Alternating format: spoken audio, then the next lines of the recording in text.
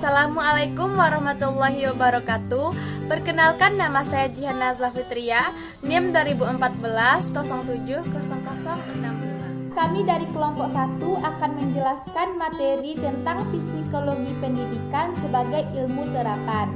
Yang mana saya akan menjelaskan materi tentang pengertian dari psikologi. Pengertian dari psikologi adalah salah satu bidang ilmu pengetahuan dan ilmu terapan yang mempelajari tentang perilaku, fungsi mental, dan proses mental manusia melalui prosedur ilmiah. Psikologi juga disebut sebagai ilmu yang mempelajari tentang tingkah laku dan kejiwaan seseorang atau manusia. Secara etimologis, istilah dari psikologi berasal dari bahasa Latin, yang mana fisik yang artinya jiwa, sedangkan logos artinya pengetahuan. Sehingga psikologi dapat didefinisikan sebagai ilmu yang mempelajari kejiwaan, baik itu manusia maupun organisme lainnya.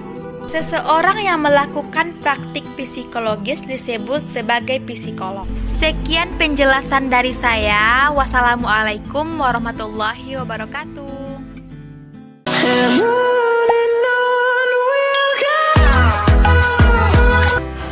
Assalamualaikum warahmatullahi wabarakatuh.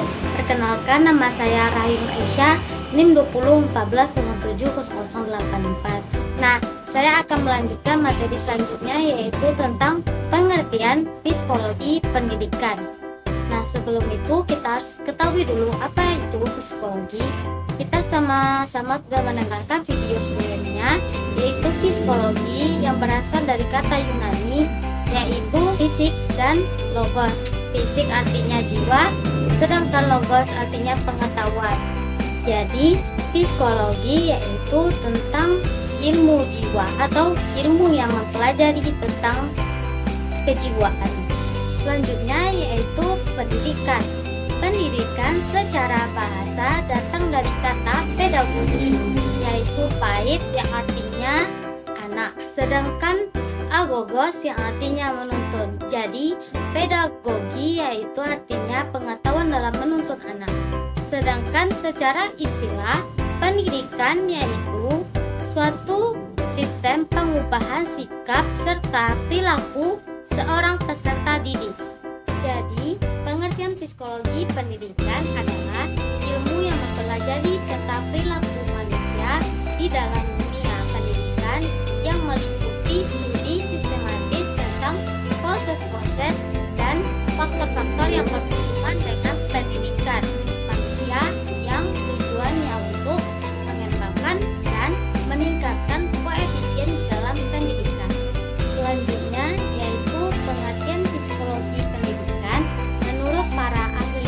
Yang pertama, menurut Witherington, pengertian psikologi pendidikan adalah studi sistematis tentang proses-proses dan faktor-faktor yang berhubungan dengan pendidikan manusia. Yang kedua, menurut Eliot DKK pada tahun 1999, psikologi pendidikan adalah penerapan teori-teori psikologi untuk mempelajari perkembangan belajar, pasif, pengajaran, dan permasalahan yang muncul dalam dunia pendidikan. Seperti halnya yang dikatakan oleh Muhyiddin Shah bahwa ilmu psikologi perlu diterapkan pada lingkup pendidikan.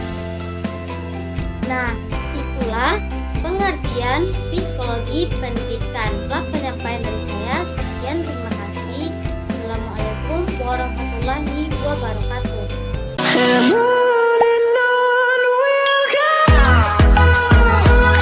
Sebelum lanjut ke materi berikutnya, perkenalkan dulu, nama saya Messi Juliana Putri, NIM 2014070080 PGMIB. Baiklah, saya akan menjelaskan materi yang berikutnya, yaitu mengenai fungsi psikologi pendidikan. Nah, seperti yang kita ketahui, pendidikan itu sangatlah penting, yang dimana di dalamnya kita dapat mempelajari ilmu yang pasti dan juga ilmu yang mempelajari mengenai pola pikir diri kita sendiri. Mari kita masuk ke fungsi psikologi pendidikan. Yang pertama yaitu sebagai proses perkembangan siswa. Yang kedua, mengarahkan cara belajar siswa ke arah yang lebih baik. Yang ketiga, sebagai penghubung antara mengajar dan belajar. Dan yang keempat, sebagai pengambilan keputusan dalam proses belajar mengajar. Nah, dalam metode pembelajaran atau metode psikologi pendidikan, kita diajarkan mengenai berbagai kurikulum yang memang berkaitan dengan ilmu psikologi. Khususnya di dalam ilmu psikologi pendidikan atau pembelajaran yang akan sangat bermanfaat untuk kepentingan pendidik kelak. Nah, adapun manfaat dari psikologi pendidikan dalam pembelajaran. Nah, salah satu fungsi atau manfaat yang bisa kita dapatkan dari ilmu psikologi yaitu dalam pembelajaran adalah bisa dijadikan suatu metode pembelajaran yang sangat tepat. Sehingga untuk mengajar kita harus memiliki ilmu psikologi tersebut agar kita bisa mengajarkannya lebih baik dan juga teknik pembelajaran yang lebih tepat. Nah, fungsi yang kedua yaitu efektif dalam pembelajaran yang sesuai. Untuk bisa menyusun sebuah kurikulum pembelajaran dengan tepat, nyatanya kita memang sangat membutuhkan yang namanya ilmu psikologi. Karena di dalam sebuah ilmu psikologi dalam mengubah dan juga menentukan dalam berbagai strategi yang dilakukan dalam pembuatan kurikulum. Yang ketiga, kita bisa mengetahui kelemahan dan juga kelebihan dari masing-masing siswa. Karena saat mengadakan sebuah pembelajaran, biasanya akan ada penilaian subjektif yang mana kita bisa ditonjolkan dari adanya evaluasi yang dilakukan. Yang keempat, dijadikan sebagai metode konseling dan juga bimbingan. Itulah yang biasa dilakukan oleh psikologi pendidikan. Nah, selanjutnya yang kelima yaitu memberikan motivasi dalam pembelajaran. Yang keenam, melihat potensi belajar murid. Di mana salah satu fungsi yang bisa kita terapkan dalam metode pembelajaran yaitu bisa melihat potensi belajar siswa. Setiap siswanya karena memiliki sifat-sifat yang berbeda. Dengan memiliki ilmu psikologi, nanti kita bisa mengetahui apa saja potensi yang terdapat pada diri siswa tersebut. Nah, fungsi yang ketujuh yaitu sebagai evaluasi belajar. Selanjutnya, psikologi pendidikan memang sangat membantu perihal yang berkaitan dengan yang namanya pembelajaran, di mana peserta didik dan pendidikan bisa memahami satu sama lain. Itulah fungsi yang ke-8, yaitu dapat dijadikan sebagai metode pembelajaran yang tepat. Nah, fungsi selanjutnya yaitu membuat suasana belajar lebih menyenangkan. Untuk para peserta didik, tentunya memang harus diberikan suasana belajar yang tepat, lebih menyenangkan agar pembelajaran masuk ke dalam masing-masing diri peserta didik.